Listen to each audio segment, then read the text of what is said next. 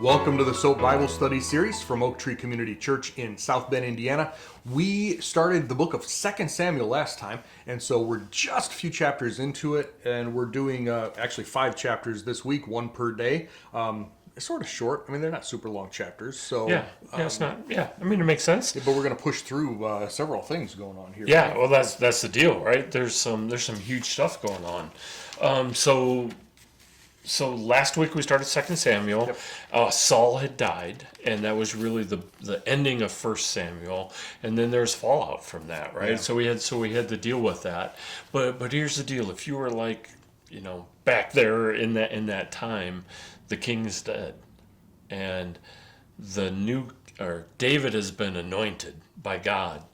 But now you got a problem, because you have Saul's family saying, no, one of Saul's sons is the king, and David being anointed by God, and it was like, which side are we going to be on? Well, and a lot of the country knew and was supporting David. Remember, Saul killed his thousands, David his 10,000s. He had the popularity vote. But yeah, you've still got that family thing. Right. So there actually is a guy that's leading, right? The northern part, right? What's his name? Ishbosheth. Yeah, Ishbosheth. Basically, he has the entire nation of Israel on his side for some reason, except for Judah. Which is a pretty big part. Judah. And I mentioned this last time, I think, that when we get to the divided kingdom after Solomon, Israel and Judah includes both the tribes of Judah and Benjamin. This time it doesn't, though, because Saul is from Benjamin, so they're with Saul's family, you know. Right. And you brought that up, I think, last week. It never hit me before, right? Because I always thought, after Solomon, when there was a split, that's the first time it's ever happened. Yeah, it happened. It happened with David. It was a short and there's time. Bad blood. Yeah. Too. Oh yeah. I mean, still bad blood where they were just. Seems like the northern tribes were just looking for an excuse to break apart. Yeah, and it was short. Obviously, it wasn't the hundreds of years that we see after Solomon. It was only 2 years, but you really sort of have a civil war going on. You got the generals are against each other. You got Ishbosheth that is against David, and David is sitting here, I think, just like, I'm not really against anybody. I'm just trying to, can't we all just get along? I got God. Yeah, I'm just doing what I think I'm supposed to. Yeah, doing here, Yeah. So Ishbosheth. Wow. Such a hard name. I'm telling you, it is. But I'm making it harder though too. Just call him Ish. Yeah. All right. So he has a general. Right, and this general was killed last week, and we talked about it. And the part that comes out this week is this is a problem because the general was really the guy in charge. Yeah. Right, and Saul's son, not that he was a puppet, but he wasn't calling all the shots. He was never supposed to be king. He wasn't. Jonathan was supposed to be the next. I mean, if you're looking from a dynasty standpoint, this guy was never. Yeah, he was in the hierarchy. Never going to make it, right? Yeah, right. And he was never. Yeah. He was never trained for this. Yeah, I don't have to worry about it. Yeah, and all of a sudden he's thrown into this position, and then his right hand man, the general of the army, is killed. Yeah. So he's kind of done at this point, and as we read this week, he really is going to be done. Yeah. So he's in bed. 2 of Saul's raiding party come in and kill him, which is really weird because it's these guys that were in charge of Saul, that Saul had in charge of raiding parties or whatever. They take out Saul's son.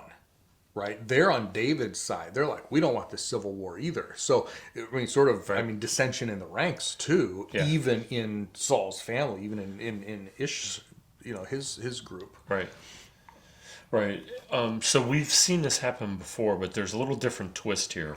And before, there was a man that picked up Saul's armor and brought it to David and said, I killed Saul. And David wasn't real happy and, had him executed. Well, this time these 2 guys come back and say, hey, you're now going to be the king. Yeah, we took out your competition. Yeah, and David's not happy again, not because he was the anointed one, because he wasn't.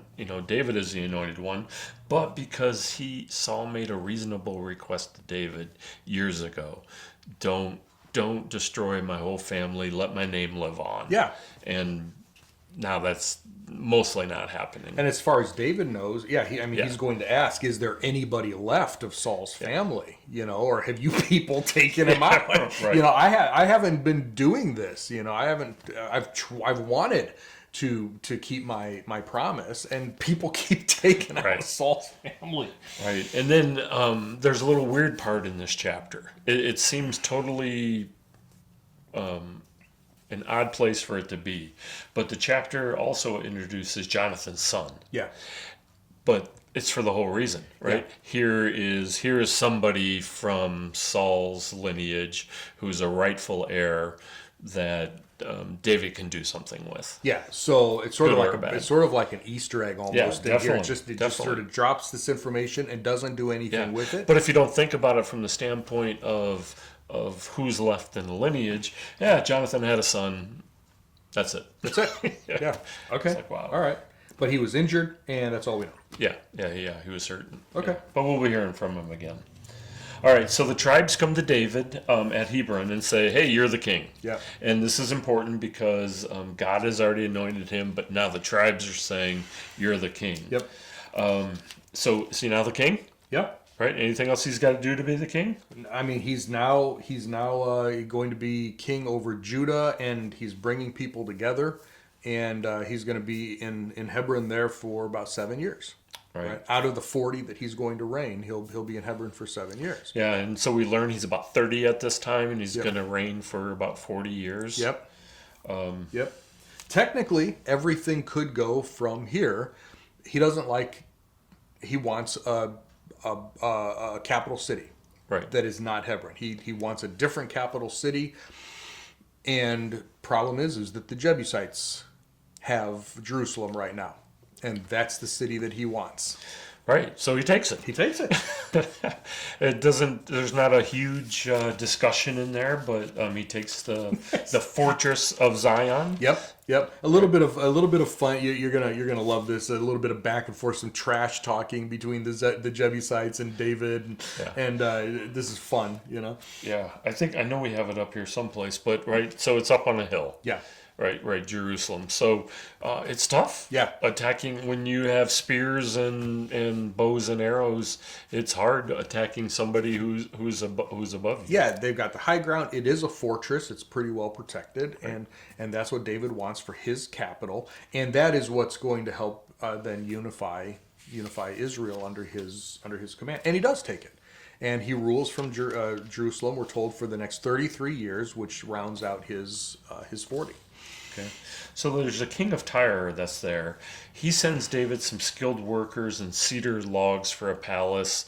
I assume he's just trying to get in good with David. Yeah. Because what we're going to see is David is going to be going around and really gaining more land. Oh, yeah. And also, if not wiping out people, significantly reducing populations. So what we're going to see, if we were to compare 2 Samuel with 1 Kings, David and Solomon. Okay, David is the warrior king. He's going to defeat all of these surrounding nations and like through battle, right? And they are going to become subject to David and pay taxes or tribute or whatever. In Solomon, in 1 Kings, he is going to have basically all that same territory, and they're going to pay him and all the same stuff. He's going to have a good relationship with Tyre like his dad did and all this. But he's not going to do it through war. He's going to have it literally handed to him on a silver platter. Yeah, David is... And he will keep it up with political alliances. That's where he'll get a lot of his wives, wisdom, a lot of that stuff. So you're seeing almost a foreshadowing here of 1 Kings and what Solomon's going to have. And between the two of them, we really have the golden age of Israel.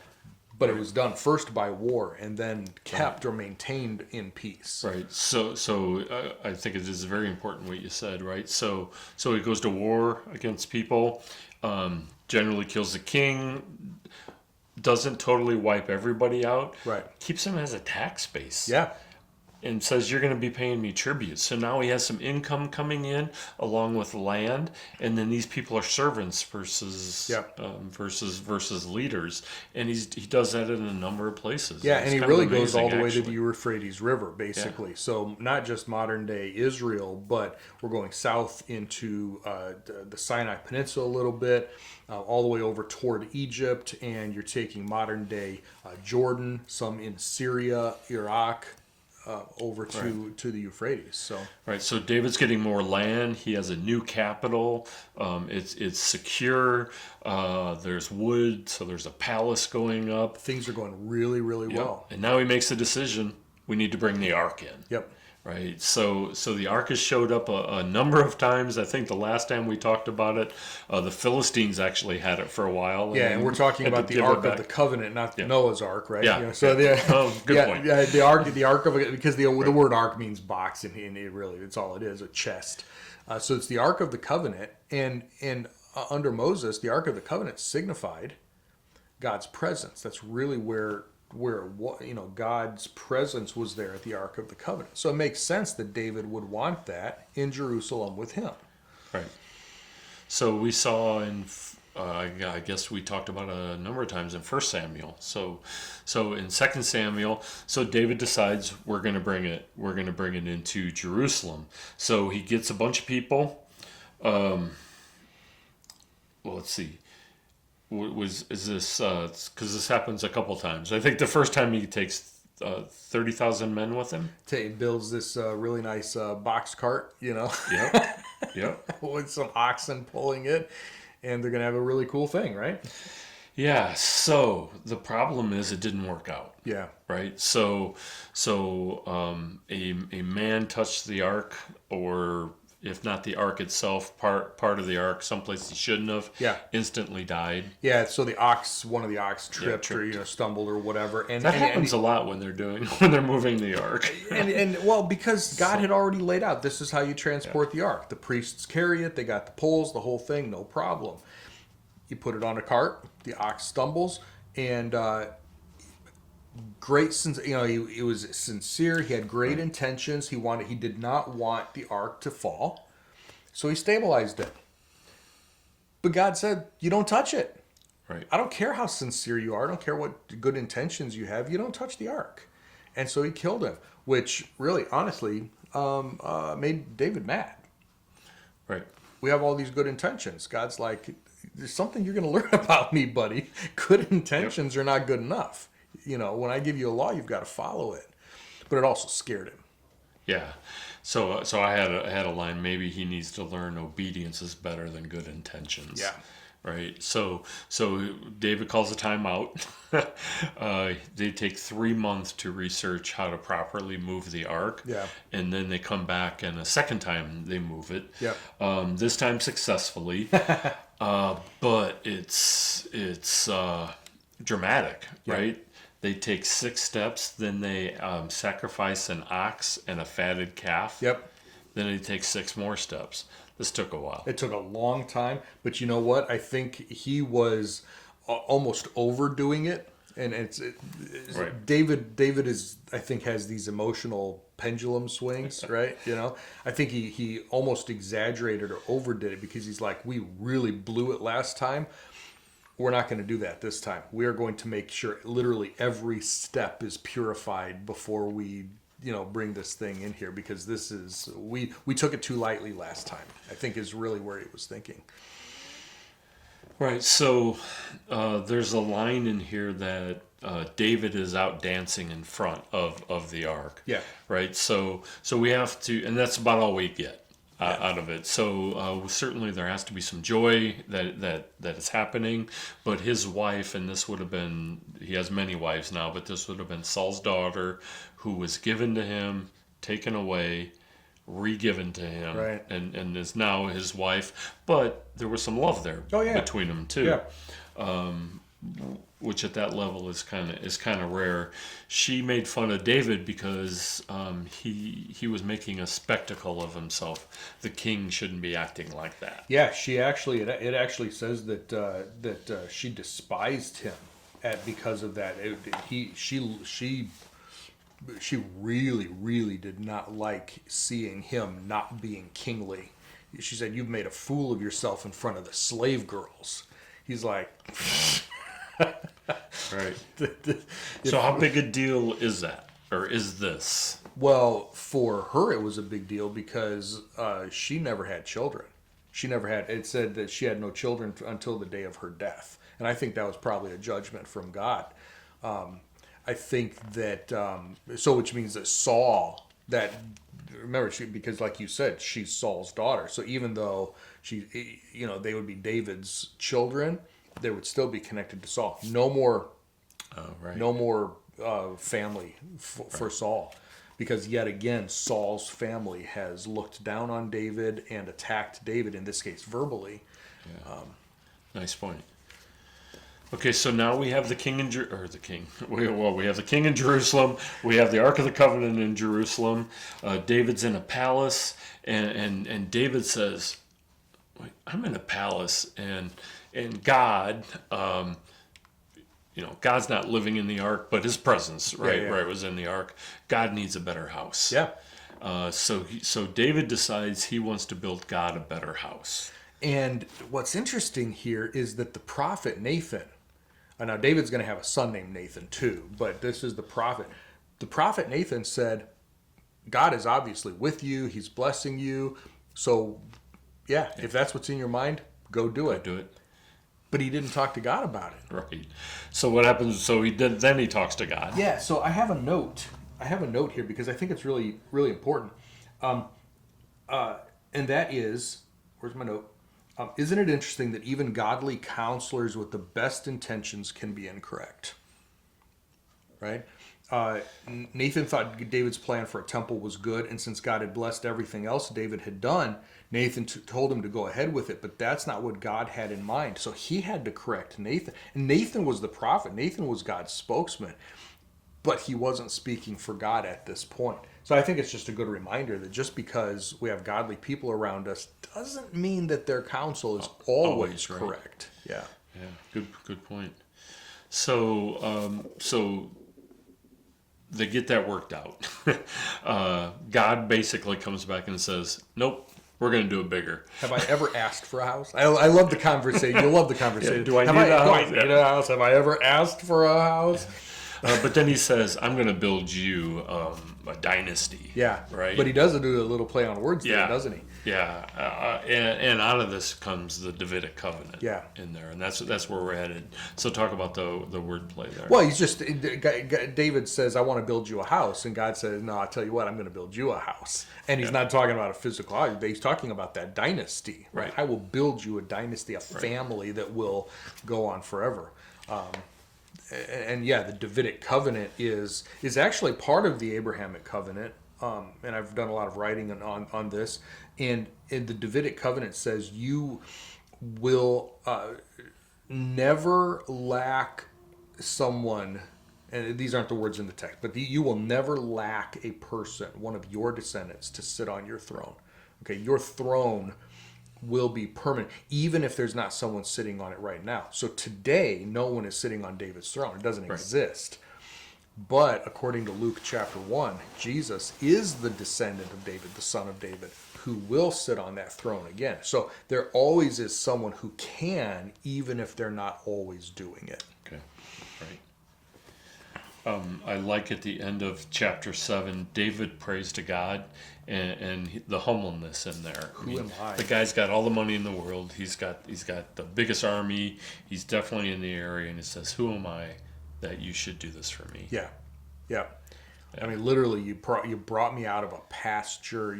I was the guy that people forgot even existed when you were looking for a king, right? Yeah. Right. And then in chapter 8, it's really the wars, and we already covered this part, so I'll make it quick, because this is where he's reducing the population and making these people part of the servants that were his enemies beforehand. He's still getting the tax base, so like you said, he's now really set up the kingdom. He's got all the people on the checkerboards right where they need to be. Yep. And where he wants them. Yeah, back in chapter 5, it was really just the Philistines, but now he's spreading it Yeah, out. it's Philistines, Moabites, Edomites, Yeah. and more. Yeah, I would note right at the end of chapter 8, in my Bible, it's got a little a heading that just says David's cabinet, and it's a short list of names. A lot of times we're tempted to just skip over names. Yeah. I would not do that for a couple of reasons. Number one, it's only like 2 or 3 verses. Number two, these names are going to keep showing back up. So if you know who they are, you'll be able to place makes them it a little easier. bit easier when they show up again in upcoming chapters. Yeah. So But I think this is a great place to end, and the nation of Israel is in a great spot. They have a great leader. They're now back once again with God, and what could possibly go wrong? why do we ask that question? That'll be next week. Yeah, right. Well, this really is an important section, the Davidic covenant, and seeing how God is bringing everything into place where He intends for it to be. At this time, right? God wanted to be the king over Israel. He did not want them to have other kings, but that's the direction that Israel chose to go, and he's working with them. And of course, David is going to be a great king. But yeah, things are looking pretty good at this point. Yeah. So hopefully you enjoyed this section of reading. If you have questions or comments, definitely pass them along. Let us know. And we will pick up here in chapter 9 next time. Thanks, everybody. Bye.